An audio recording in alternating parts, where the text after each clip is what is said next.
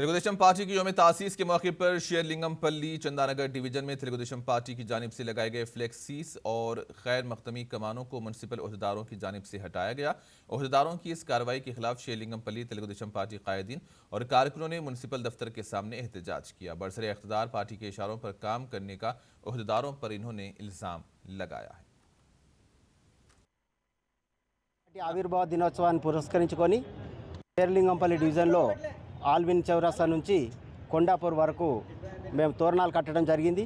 మరి ఆ సమయంలోనే టీఆర్ఎస్ వాళ్ళు కూడా ఆత్మగౌరవ సభ కోసం వాళ్ళు కూడా బ్యానర్లు తోరణాలు కట్టడం జరిగింది।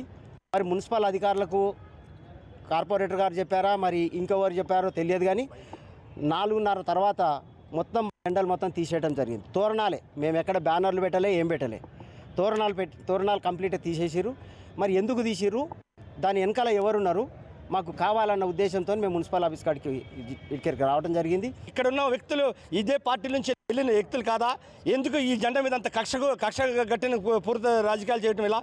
ఎందుకంటే ఈ ఒక్క 24 గంటలు మాకు అనుమతి చేయడానికి అధికారం వాళ్ళకి లేదు ఈరోజు, కానీ డీసీ రెస్పాన్సిబిలిటీ పర్సన్ కాకుండా కనీసం 3 గంటల సేపు వెయిట్ చేయించి మీరెవరు అంటే మాకు ఒక నిర్లక్ష్య వైఖరి మా మీద, మేము ప్రజలం కాదా, మేము సమాధానం చెప్పే అంత స్థాయి లేదా మాకు? మేము అధికారంలో ఉండబట్టే ఈ షేర్లింగంపల్లి ప్రపంచ చిత్రం చేసి చూపించాము। ఈరోజు అభివృద్ధి అంటే మాది।